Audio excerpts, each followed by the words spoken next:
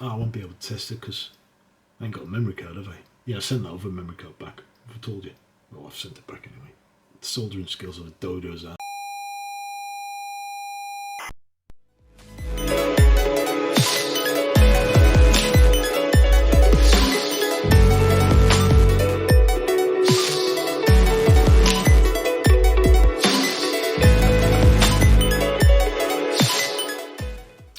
Right, your keyboard clamps turned up, so took the old one off just in case it's that what's causing the left mouse button click.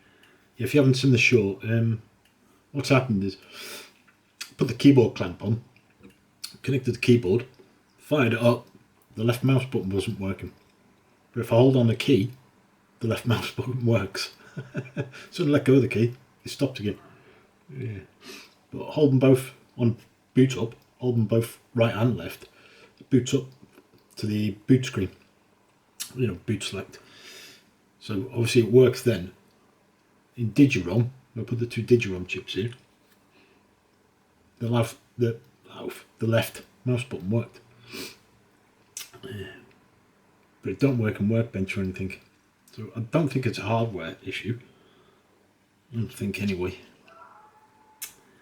What I'm going to do now, I'm just going to solder this new one to the board. See if that makes a difference. I'm pretty much down it. Well, something's going on and I can't figure it out, but I'll get there eventually. Yeah.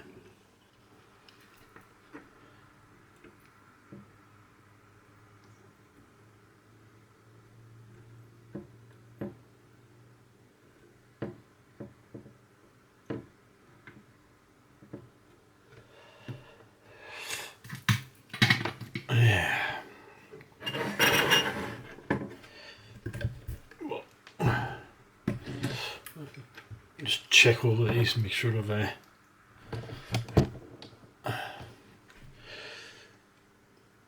got some nice soldering.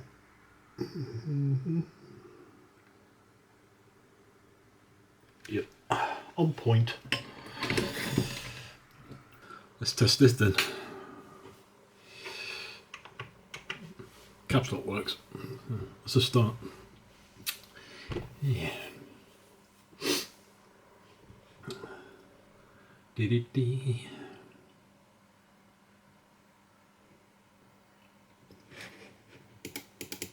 Nope. See, left mouse button, I don't know if you can see that. So left mouse button, clicking on games, nothing. Right works. See, brings up the menu. Left, don't do nothing. Hold the key. Now it works. Yeah. Yeah.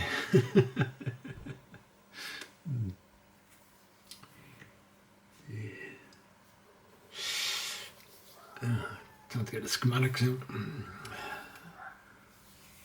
I mean, it could be the keyboard controller IC, but why would it work in Digirom and work on boot up, which I'll show you now. So power it off, hold the left and the right mouse button together, power it on, and it'll bring up a boot option like that.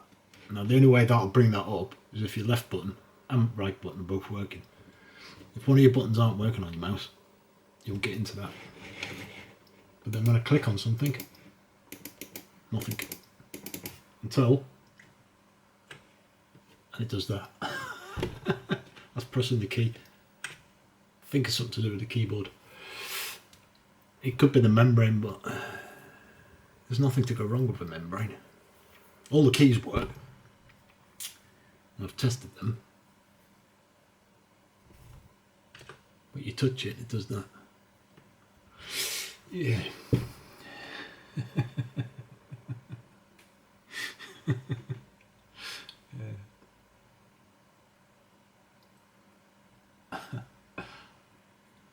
I don't know.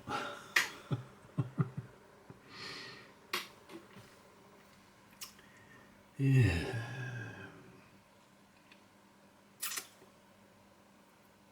Don't want going to start pumping money into this one as well, like I have that one.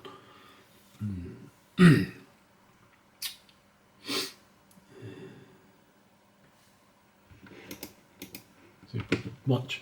Now if I hold the left mouse button, I can drag the screen about,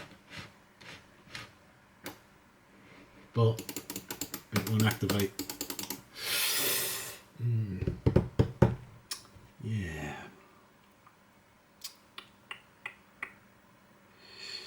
On the on U7, the left mouse button goes to U7 to pin 10, I think. Yeah, pin 10.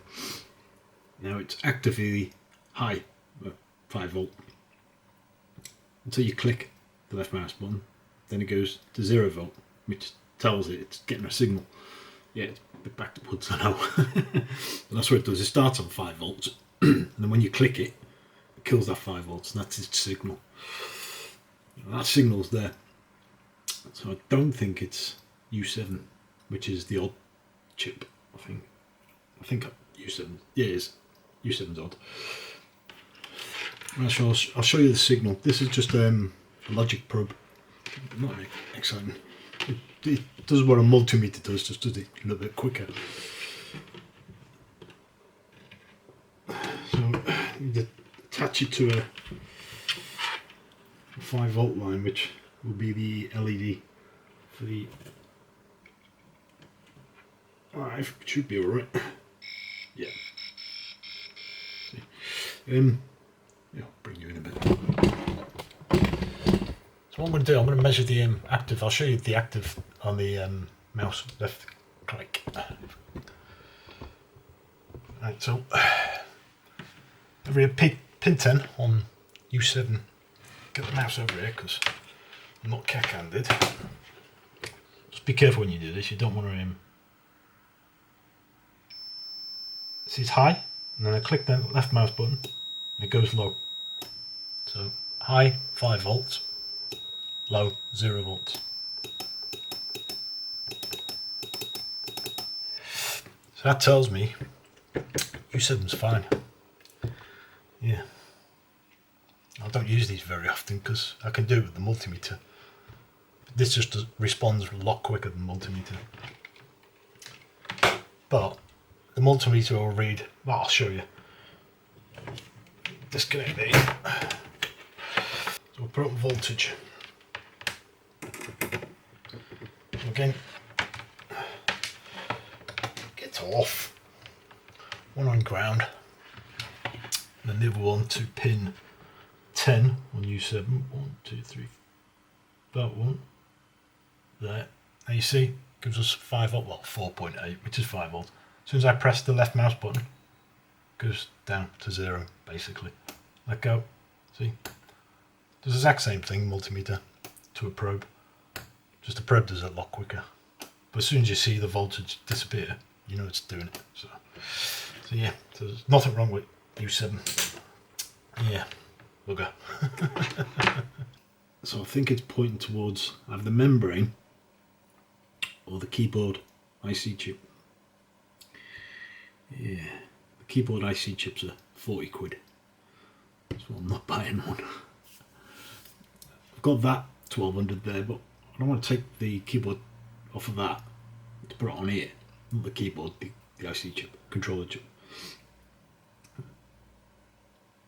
Because I want to get that one working as well.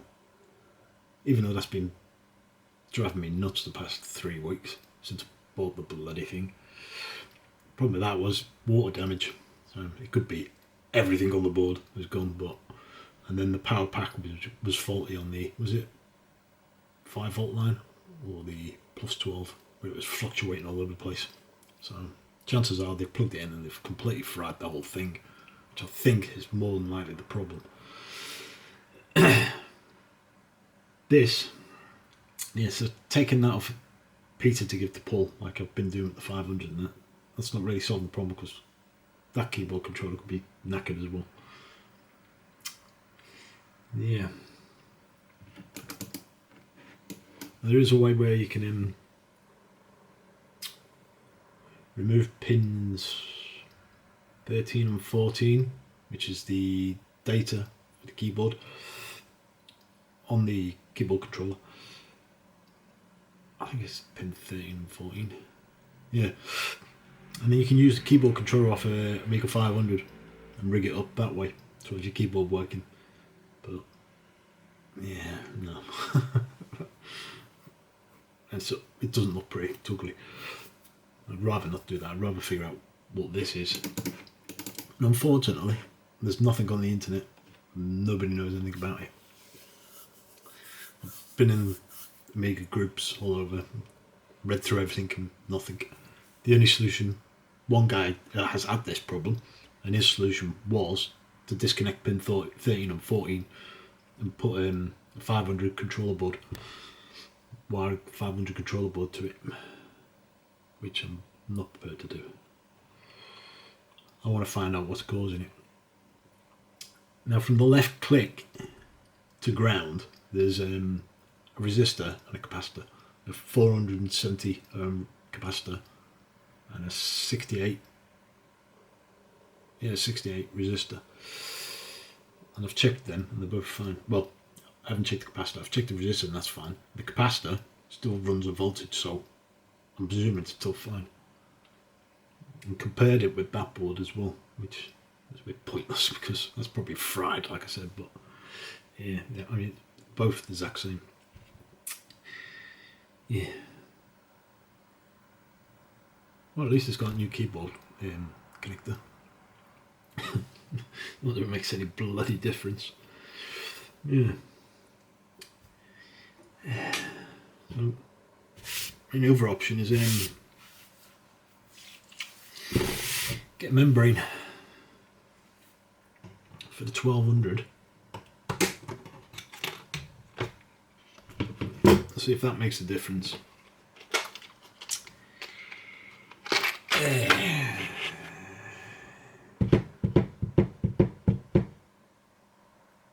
I hate Amigas. I really hate Amigas. At least it's looking brand new now. There is that, I suppose. Just doesn't work. Well, it does work, as long as you don't have a keyboard connected. I wonder if I won't be able to test it because I ain't got a memory card, have I? Yeah, I sent that over memory card back. I've told you. Well, I've sent it back anyway. The soldering skills of a dodo's arsehole. Yeah, so I've got another one coming, but not from them, from somebody else abroad. I should be in a few days. Then what I'll be able to do, I'll plug back in the 16 gig with WHD load. Run cannon fodder.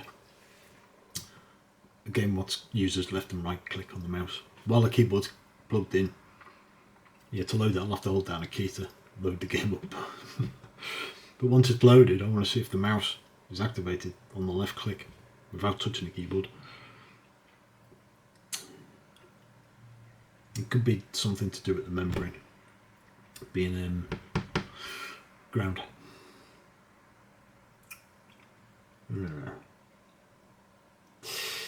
Right, that's all I can do. That idea didn't work. Yeah. Dang it.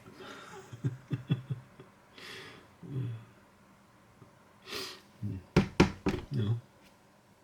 See ya. Yeah. I hate Amigas. I really hate